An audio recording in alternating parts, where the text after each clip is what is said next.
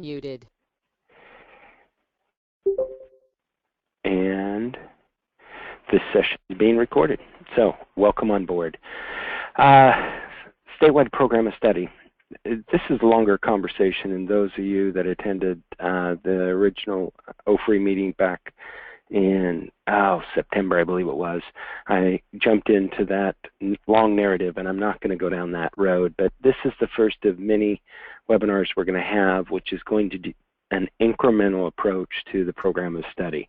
So for those out there who have not delved in the world of Perkins, you're going to be able to systematically over the next 6 months or so be able to knock out the required components that are needed to become a Perkins eligible program of study. And those who are already Perkins program of study, we're literally building this model upon the framework that you guys have already set. So it's not going to be a massive transformation moving forward. So within that, the long-term goal of this is that all the natural resource and forestry programs of study are going to be synced together.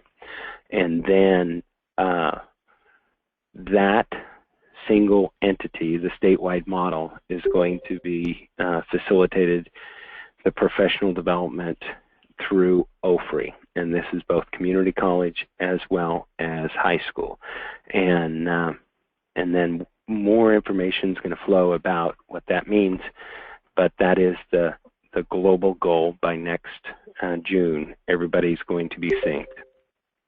So the explicit objectives of today is we're going to be looking at the requirements of the element number 1, standards and content. And there's 2 documents that were in the email. These documents are also going to be archived. The first document's an Excel document, and that's what I'm going to spend the most of the time on today, and answer any questions about that document. And then the other document is a course descriptions template. So that's all the required information we need on our side to load into the system what your course is and where it's connecting with the respective standards. Other items, objectives of today's is to give you the snapshot of what the timeline, the calendar is going to look like between now and June.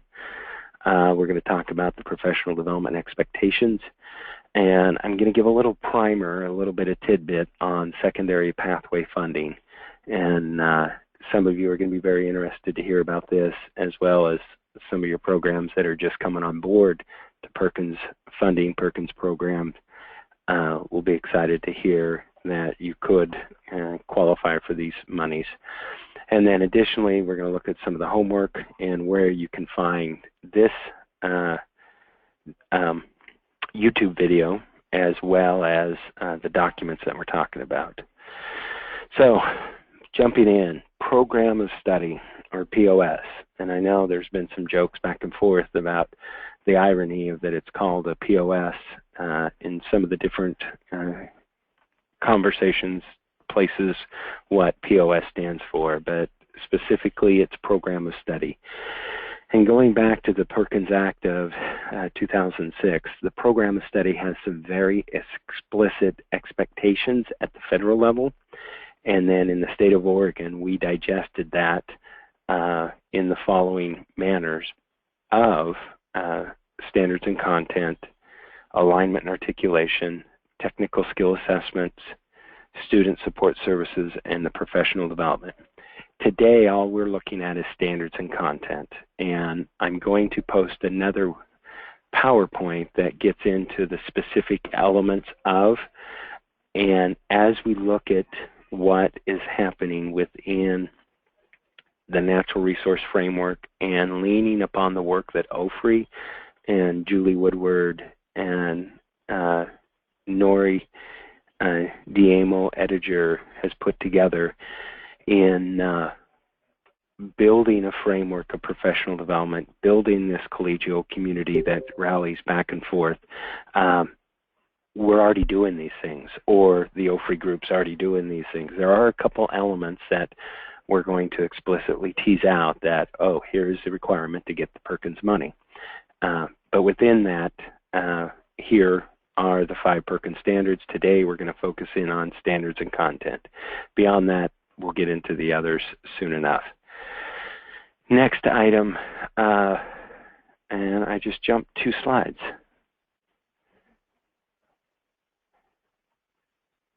No, we didn't. And we're good. Sorry about that. And specifically, the program of study is connected to high wage, high demand. That's what I was looking for. So the high wage and high demand, which is part of the Perkins expectation, and we'll get into that a little bit in the pathway funding conversation. So here's the document that was sent out to you. This document, this Excel template, is what your homework assignment is going to be for coming on board. So I reside at Gardner High School, and you will literally do as I'm doing. You're going to leave the name of the program the same, and I'm going to go ahead and load in the date respectively. If my computer will let me.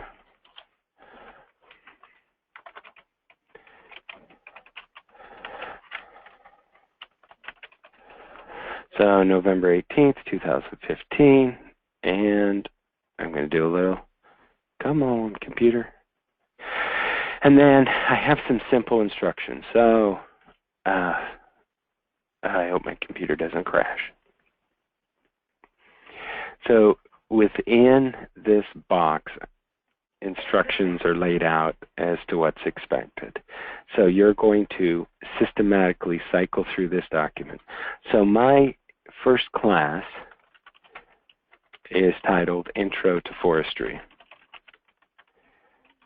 / Natural Resources. That's my freshman class. My sophomore class is Forestry 2. And also environmental science.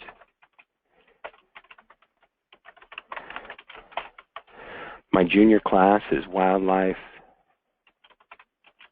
management,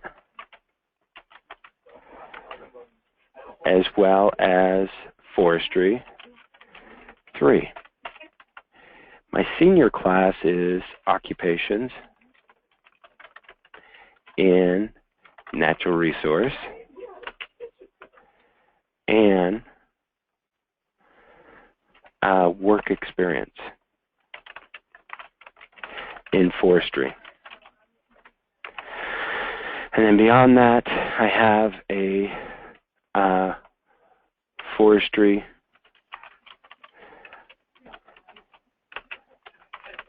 entrepreneurship. So here are the classes that I have at Gardner High School. And the rest of these courses, I don't have anything, or I don't have any other spaces. And within that, my technical skill assessment courses are based upon occupations in natural resource and or forestry 3. So that is where students are being identified as taking that respective class. Oh, and I just discovered a deficiency. Let's fix. And I will send you out an updated template. Come on, computer. Maybe.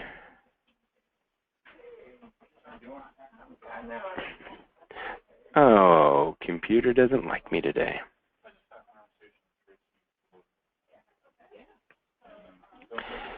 And you're probably saying, if Reynolds' computer can't handle this, how are our computer going to handle it? I have a rather poor computer, which is a bit frustrating. Being in the department and wanting to have, and trying to do everything I'm doing, and it keeps wanting to crash.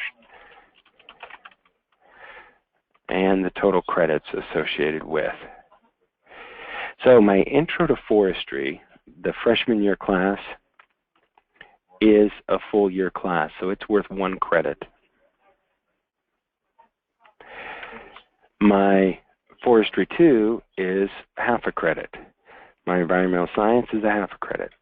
Wildlife management, half a credit. Forestry 3 and occupations and natural resource are half a credit, and these are half a credit each. Okay. Now, good question that I've ran across is, what happens if, or not what happens if, a student wants to duplicate forestry entrepreneurship, meaning they take it for 2 terms. I'm going to ask that if you're going to have duplicate classes, that you need to wait for the computer to stop thinking and put behind it that it's an forestry occupations 2, or forestry occupations, forestry entrepreneurship, work experience in forestry, that you literally duplicate the class respectively to represent the different exposure. Now, the course may have a similar layout, and if the student's doing an internship or a work experience, the objectives that you set up for that student on year 2 of that experience or program is going to be different than year 1. Even though essentially he's doing a very similar model. You're building upon that skill set, and that is where the focus needs to be. So moving forward, the red items on the knowledge and skill statements are respective of what the big idea is. So the big idea is to survey and measure forests. Okay, so this is the knowledge and skill statement. Now these are performance indicators, and I've had teachers come to me, college instructors, and say, the items that are listed here are not complete. There is so much more to surveying and measuring forests than what you identify here. And I 100% agree with you. The big idea that industry has said is you need to be able to survey and measure forests at an appropriate level. Now, you may go through and identify that in every one of my forestry-focused courses are tied to measure and survey forest. And here we go. And then within that, you may have hit or miss where you match up with the specific elements. And it's actually in Forestry 3.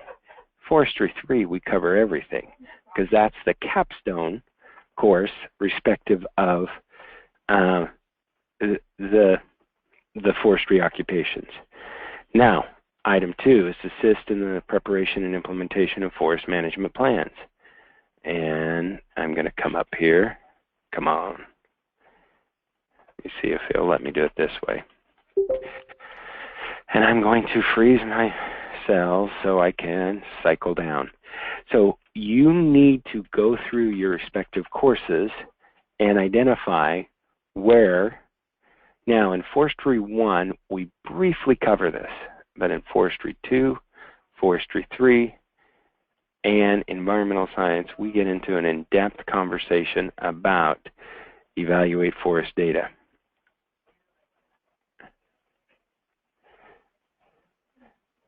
And then we get into conduct timber stand improvement process. And actually, in our forestry entrepreneurships, that is a required element. However you're structuring your courses, your classes, your standards. Now, this is an in-depth conversation that could involve more than just you. If you're a multiple teacher program, both of you. Who teaches what class? Are we hitting the standards? Are we measuring that?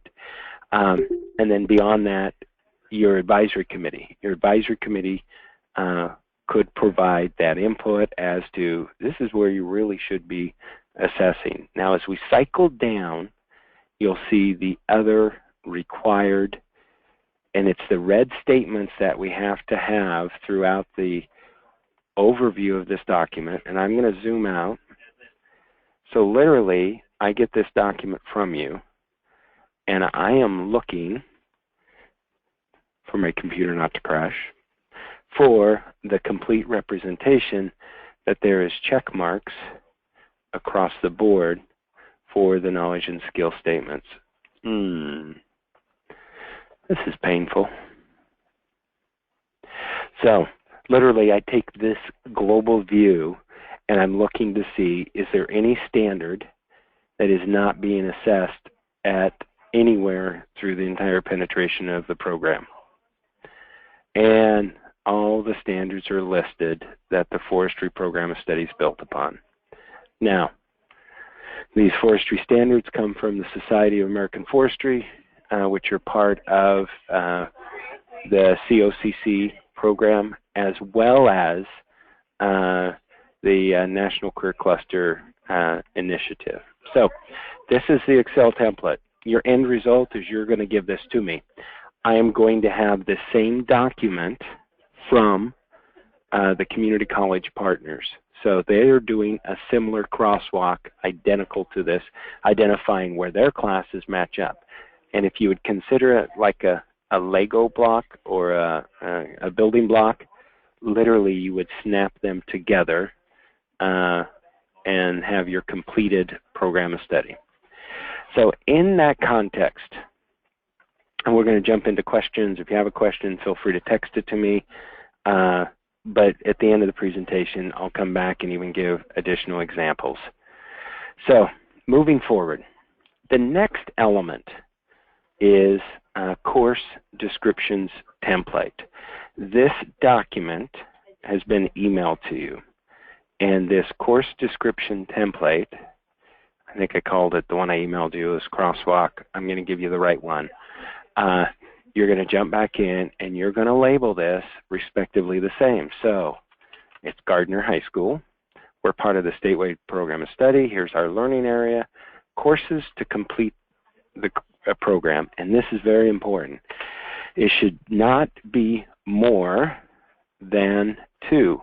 And if we jump back over to my crosswalk, and let me see if I can zoom in without crashing it. Maybe. Oh, that's painful.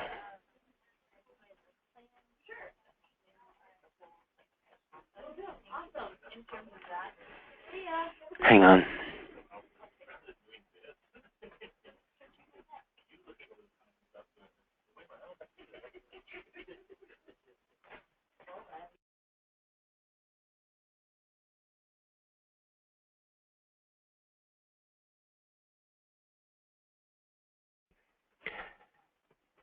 And is it going to like me?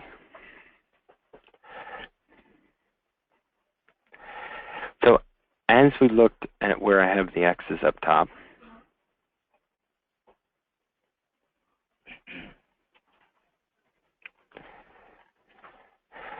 the required TSA courses were identified as Forestry 3 and Occupations in Natural Resources. So those were the required courses. That corresponds over to this document. So it's 1 credit required to be considered a completer, and it's those 2 classes. You'll have students who take many, many more classes than what's identified. So within that, I then update this crosswalk. Now, there's a number of the programs out here that already have their courses in.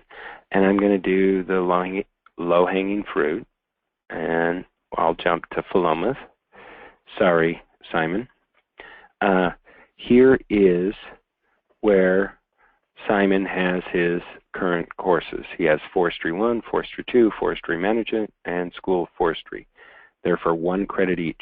You are basically, what I'm asking you to do, and Simon, Rex, the programs who already have their program of study in place, you are updating this document. You are filling out this template.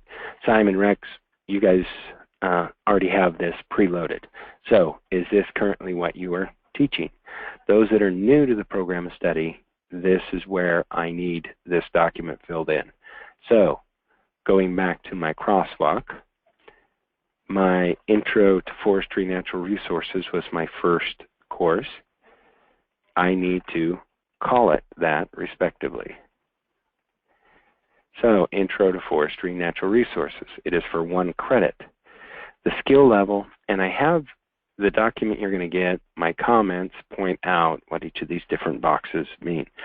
And I hope that doesn't overcomplicate the document. If it does, give me a call and I'll help to simplify it. But you'll need to update Forestry 2. Forestry 2 is there. And then my 3rd course is Environmental Science. I'm going to jump back. Forestry Management now becomes Environmental Science. And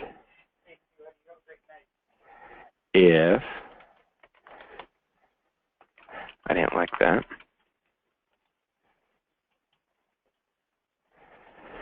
So Environmental Science becomes the next. Okay. And I then update whatever this descriptor is respectively. Now, for the most part, this descriptor is what you share with the students in your course catalog. That's what we need. Now, a very important note is the high school name or the high school course number.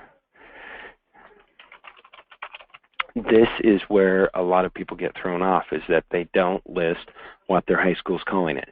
If your registrar's office does not have a name for it, ask them if they have a code for it. If they don't have a code for it, maybe you could duplicate or call it FOR1, FOR2, or Natural Resource 1, Natural Resource 2, respectively.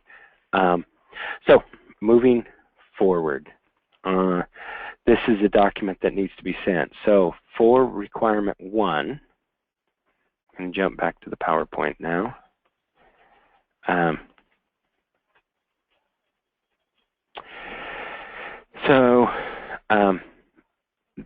Going back to what the required elements are is Excel template 1, Excel template 2, Word template and Excel template. These 2 documents are what is required for element 1. This is where you're verifying, here's our courses, this is what we teach, here's the standards that we teach to. So, to that end, I could literally close out this webinar right now and you have what the marching orders are. But let's jump a little bit further into the conversation. I just showed you this. Here's the link to where you could look up to see what the different high schools have. If you're saying, I want to see what Sabin, Sellenberg offers, if I can find Sabin.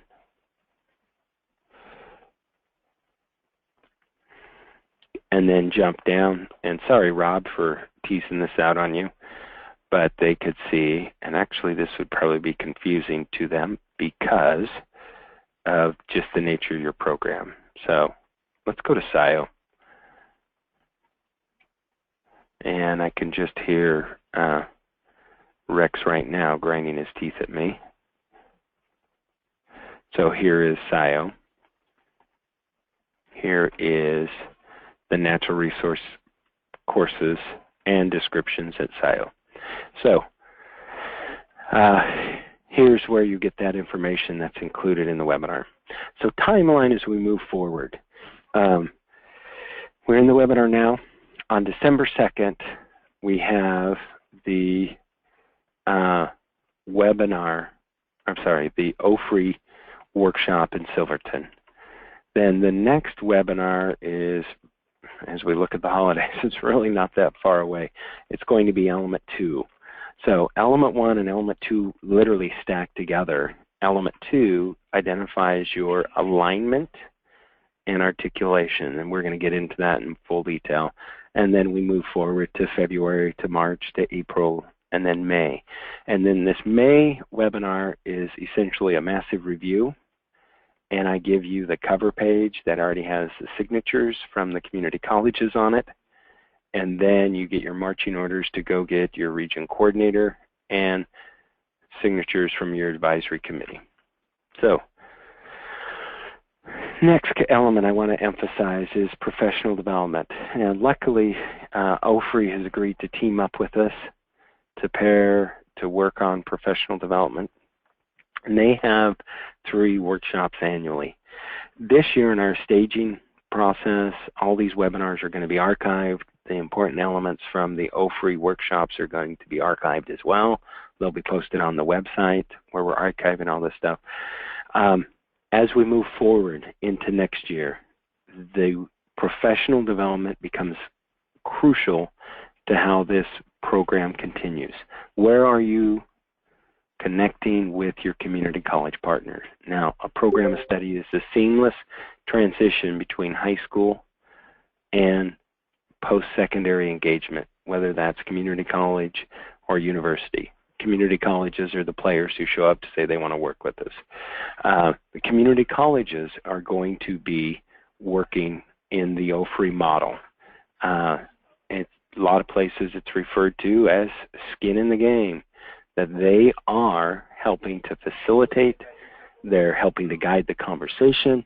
We may have the OFRI professional development events at the actual college site. And as we get into questions, there may be some questions at that. But the expectation is that you are participating. Now, life happens, you're unable to get over to the OFRI event, snowstorm happens, that's all understood. Or you're fulfilling a university course completion to get your advanced degree, to advance on the salary scale, to build your skill set. Those type of activities also can play into your professional development. This is where your region coordinator becomes your friend in working on that. But if you're saying you're part of this statewide program of study, and we are leaning upon OFRI to help to facilitate this, and you never show up to any of the community college collegial interactions crossover points, are you really part of that program of study? Do you really have any skin in the game? And then my question back to you is what is your long-range plan for PD? And if you say, well, Dr. Gardner, I want out of this statewide program of study, we want to do our own thing. And then you knock on the door to your community college, I envision that community college is going to say, well, we're part of the statewide model now. And that would be a heavy conversation at that point. And if the answer is you don't want to do the professional development, then my response from Perkins' side is, well, then you're really not a program of study. So, moving forward, all the way into June. June, signatures are going to be required. So, your advisory committee, your business and industry partners, you may want to be engaging them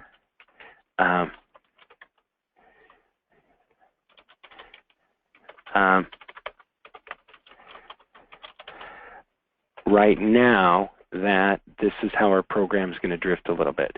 Now, those who are already in the state or in the program study, you wouldn't need to knock down your door on your advisory committee because your standards are staying the same. You're now just teaming up with other high schools and strengthening your community college partnership connections with the other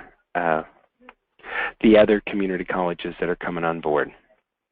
So, and that's coming up on into June. So, one element that I hinted about is this new item which is called secondary pathway funding. I didn't want to do that.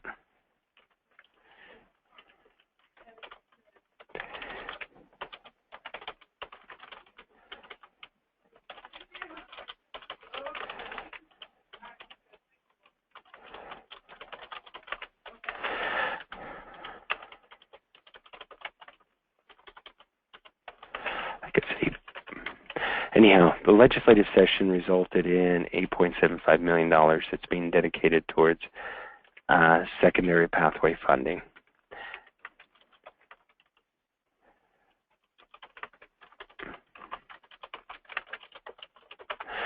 So this secondary pathway funding is money that's directed towards state-approved programs. A state-approved program consists of and maybe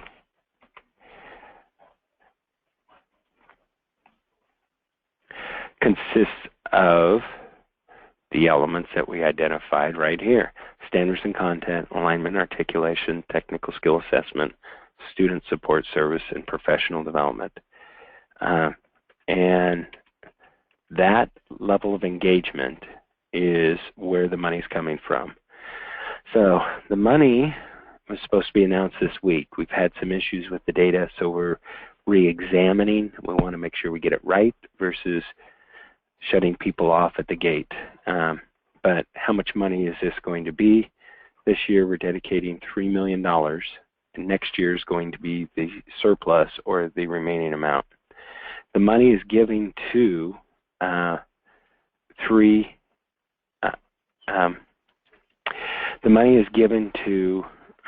different areas. It's given to students who earn 3 credits within the program of study. It's given for students who earn 3 credits plus meet the underserved classifications.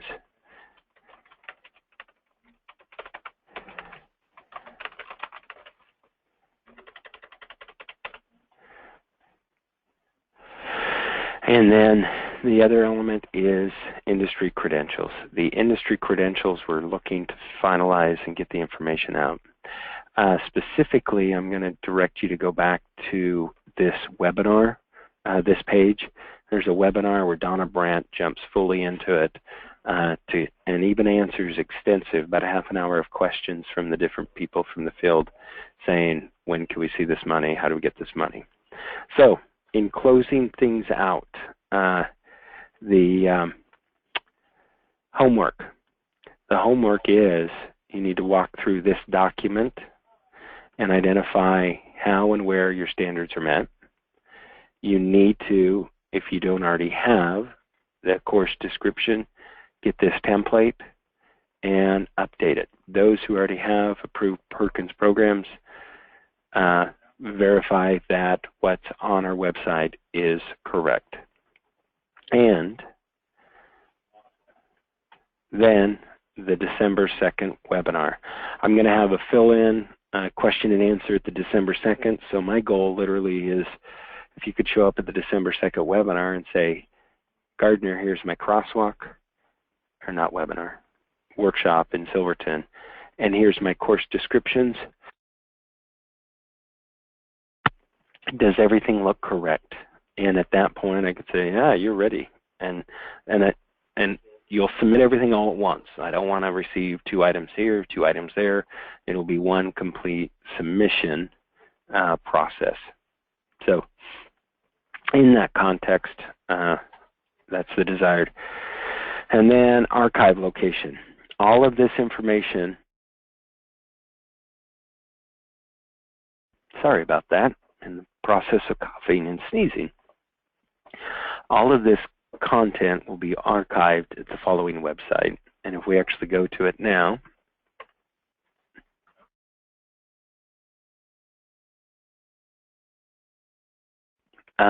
you'll just see that it's a blank landing page where more information is going to be coming to it, about it, for it. And this video that we're actually creating right now will be archived on YouTube. So that'll be coming out in the next week as well. And there'll be the crosswalk template, course descriptions, and then this actual handy-dandy PowerPoint I'm dancing in now. So as a reminder, this is what we covered today. The 2 required elements you're going to submit is the items that were in the email, as well as we covered the timeline, professional development expectations, gave you a little snippet about secondary pathways, and identified where the items are going to be archived in the future. So I've unmuted everybody. Now we'll get to hear the curious feedback that happens with webinars. Questions, if there are any, and then I will even jump back into the chat segment to see if we have any. And Simon wanted to be the presenter. Simon, you still want to be the presenter? presenter. Can you hear me? I can hear you loud and clear. I just trying to figure out how this thing worked. Oh, well, yeah, I could throw you the presenter if you want to right now. You could end it all real quick. No. Okay. Amber asked the question, is it acceptable to basically replicate or duplicate other individuals and their efforts? And the answer is absolutely. We're not asking you to reinvent the wheel. We're asking you to accurately present the standards and the elements that are part of your program of study accordingly. Well, I get that it's our course descriptions, but do they have to line up with the community college ones? No. Through the crosswalk, the beauty of the crosswalk is they're saying where they do theirs, so they're going to park theirs over here, which would be Forestry 101 and Forestry 102, and whatever it is that they're doing.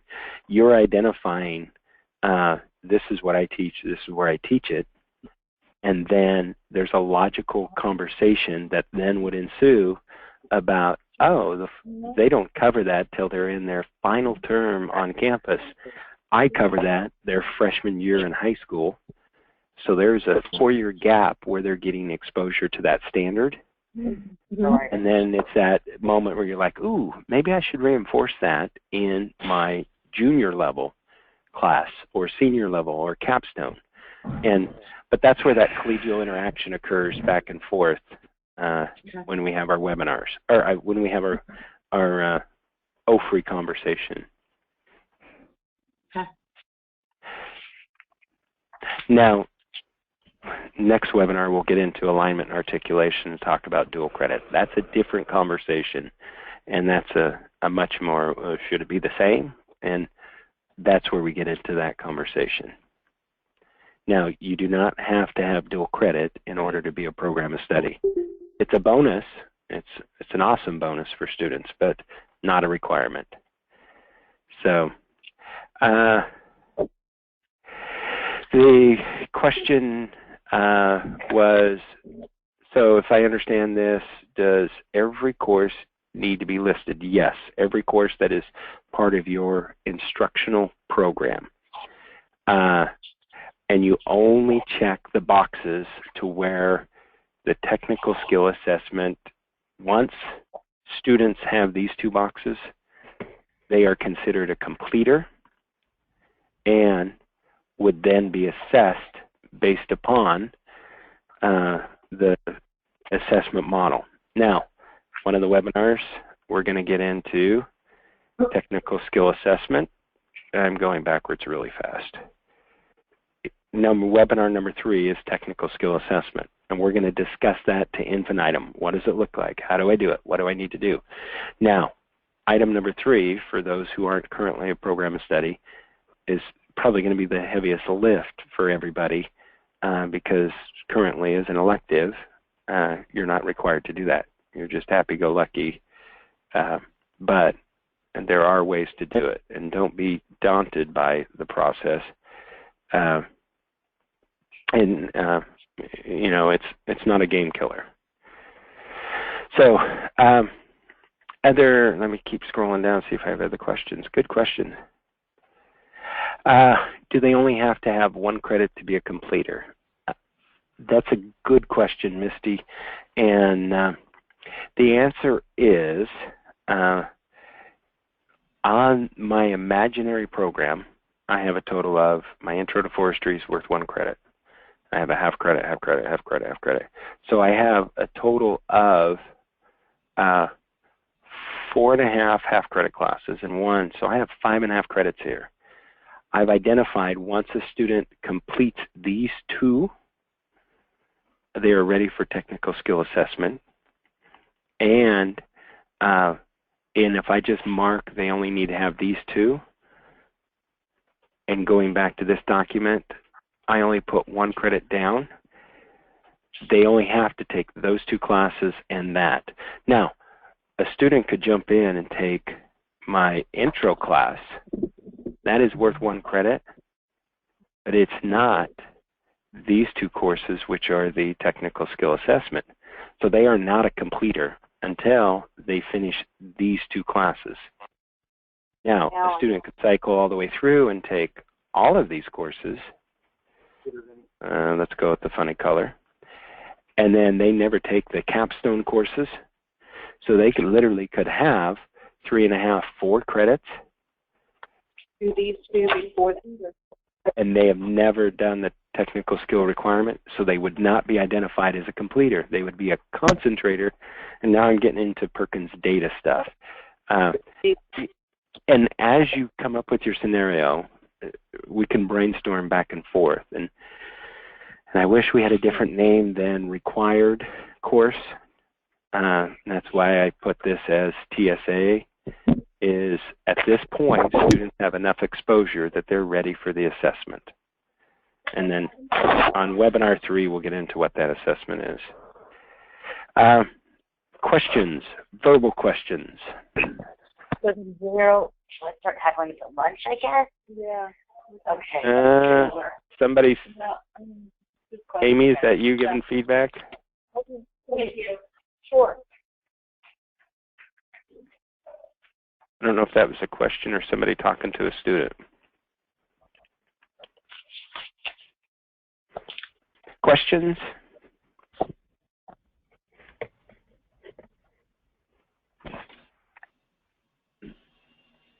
Questions? Yeah, Reynolds, I've got a question. It's Simon here. Hey, Simon. So on the putting the course titles, our counseling office has for my Forestry 1 classes, they put it as Forestry 1A, Forestry 1B, and Forestry 1C. Perfect. And the students are required to take 2 of those in any order to get that 1 credit for Forestry 1 before they move on. Do I need to list Forestry 1A and Forestry 1B and Forestry 1C as my titles? Yes. And then even to that, this descriptor would be the same. Okay. Does that make sense? They cover that information in those 3, but the way that the counseling office has it for their scheduling purposes, they put in those. So I'll put in each of those 3 titles, knowing that they're under 1 descriptor. Okay. And they're half a credit each? Or a third of a credit? Okay. Half a credit each. Yeah. So you literally could copy this column. And if my computer will do that for me. And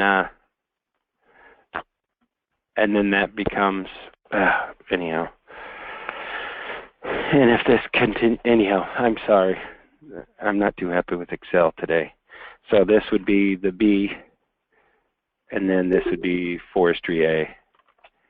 So literally we just duplicated these 2 columns, and they're identical for all intents and purposes, but there's a different section. And it matches up with what you guys will have our records when they submit at the end of the year. Correct. So here is, we're doing very similar. I told you to duplicate it. So you'll come right here, and then you'll duplicate that. This is A, this is B, and then your counselor's office this one would be the A, and then this one would be the B. So this is the only thing that would be different on these 2 lines. Does that make sense? Yes. We have to decide what we want to call these things. We already told Lori Rose. We may end up having to change the names. Either speak closer to the phone. Anyhow, I could hear a little bit, but there was disturbance. Yeah, Gardner, this is Claire Thomas from Tillamook. Hey, Claire. If we have courses right now named Natural Resources A, Natural Resources B, Advanced Natural Resources, etc. Do we need those specific names now? Do we need to say this is Forestry 1, Forestry 2, Aquatic? Oh, No, whatever their names are, and even next year if you decide to change the name of the course, that's fine. Example right now, if it's, so in my pretend example, I have Intro to Natural Resources A. If I then, or Intro to Forestry / Natural Resources, if next year, based upon the conversation with my advisory committee, the other teachers I work with, the counselors, we decide we're going to have an Intro to Forestry and an Intro to Natural Resources, then next year you change that name. But what we need is a snapshot of what it is right now. And you don't have to use these titles. These are just my facetious titles that I've made up on the fly. Okay. So whatever it is that you call it, but it's important in this description that this is accurately what your counselors see it as and what the NCS code is. Okay. Okay? Yeah. Good. Good questions.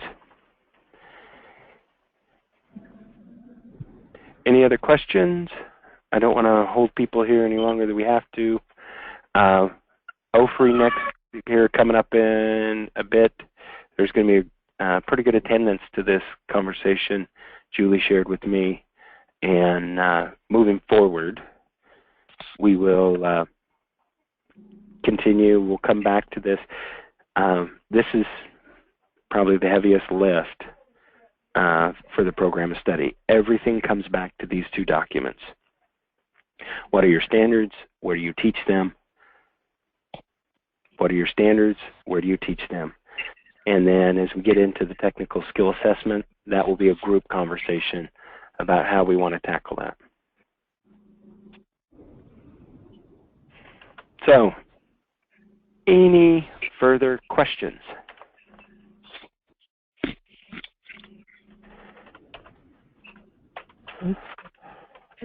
It looks like there was one from Emily.